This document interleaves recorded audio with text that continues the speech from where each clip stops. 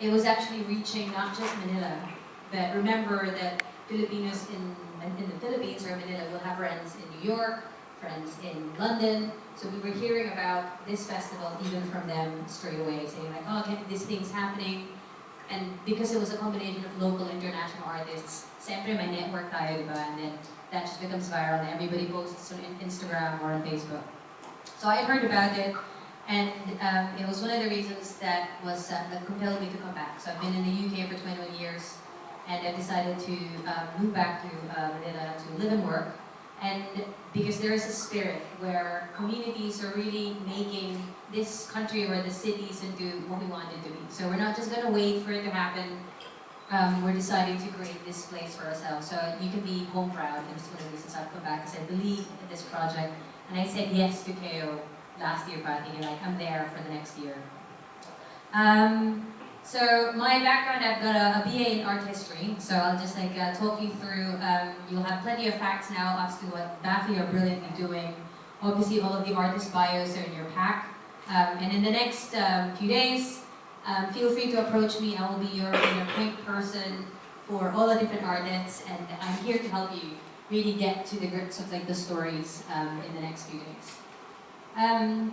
So yeah, I'll just start off with the story of the fact that it's a concrete wall. Like, what's so interesting about a concrete wall? And it's not something that we normally think about in our day-to-day lives.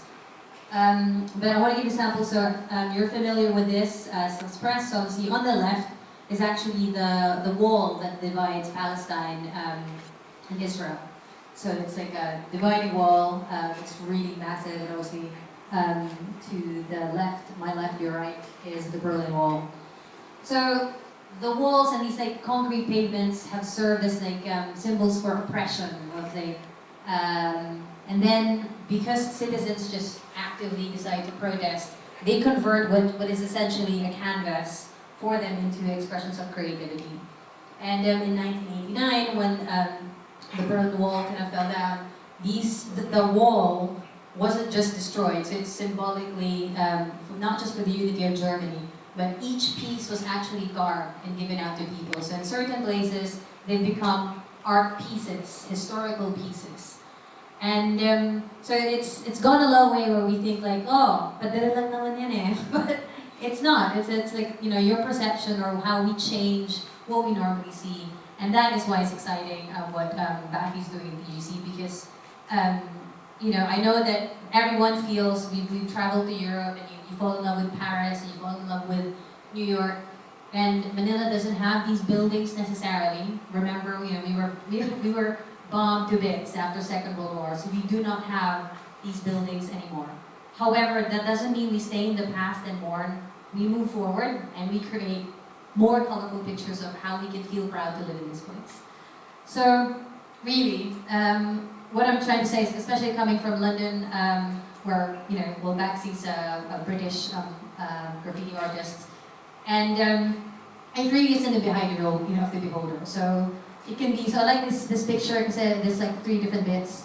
You know, there's like a straightforward tag here, and then there's like a commentary of what art is. Here is actually a Baxi piece that's like tiny, but the community in the UK have made efforts to preserve it so that nobody paints over it anymore. So yeah, so again, it's each and every one of you have eyes, and it's your perspective that matters. Don't let anyone tell you what it is. It's kind of, the power is in your hands to write what the pieces in the next 10 days is going to be like.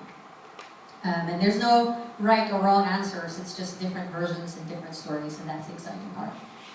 And again, just to give you a bit more of a kind of history background, the next one, is that, you know, in 1917, in New York, there was an art exhibition, and they had said that so long as the artist is paying for for entrance fee, they can submit any artwork.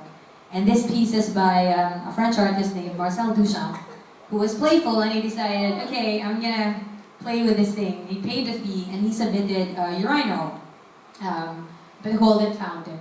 So obviously people at the time thinking, what is this? This isn't art, because they're used to what we think traditionally art should be inside galleries, should be inside a frame, or something that you have to pay for rather than you just walk along on your transport to work, or while you're stuck in your Grab taxi and you look to the left and there's this picture there.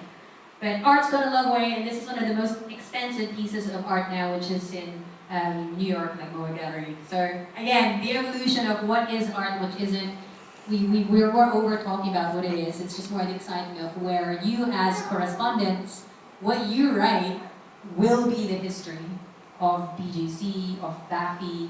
So that's the kind of, again, the opportunities there. So essentially, obviously, every wall that we know, ilan na natin nakita na bawal wiki dito everywhere.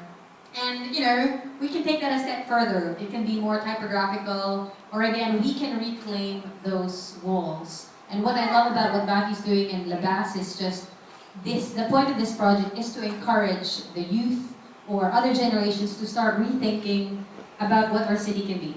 So pwede namang isulat ng bawal wiki dito, or you can do something more beautiful that will actually inspire people. That people might actually like, okay, maybe I won't pee on this wall because it's this beautiful piece of art. But kaysa sa sinasabi mo lang bawal. And also, aren't we tired of all this? Every day as we drive in our commute, stuck in traffic, hinaharapan sa atin, sinasampal na tayo na kung ano-anong billboard. And I'm sure some billboards you actually like, kung may gwapo o maganda dyan, diba? And some billboards you may actually not like because it's just too big. So if we allow ourselves to be subjected to this, then surely we will welcome the opportunity to look at something more beautiful, something that we want to Instagram, something that we want to talk about or write about. And so on that note, I just want to give you this piece. Naomi Klein is an activist, and she wrote na it's not big solutions that solve the world, it's the fact that people love particular places. So if you look back in your memories, so think back now on your travels and what you've written about, there are places that you love. Whether this section and like on your holiday, something you visited, or where you grew up. And that's what's happening now. With the people who live and work in BGC, it's that they will put memories in these places. They're not just concrete walls. They will represent memories, where someone proposed, or when someone had a joke, or when you had like something interesting with the artists. So it's not just a concrete wall. These are living artifacts that have stories. And so I invite you to scratch beneath the surface and really dig into what those stories are, what each piece not only represents, but what the artist is doing there. And to go back to a well-loved graffiti artist, Mr. White Guy, who I know you're familiar, and I think Coconut Manila featured him. That's what we should ask. Why is it important? Why are we doing this? Why does it look that way? Why do people hate it or love it? Ang daming pwedeng pagsulatan.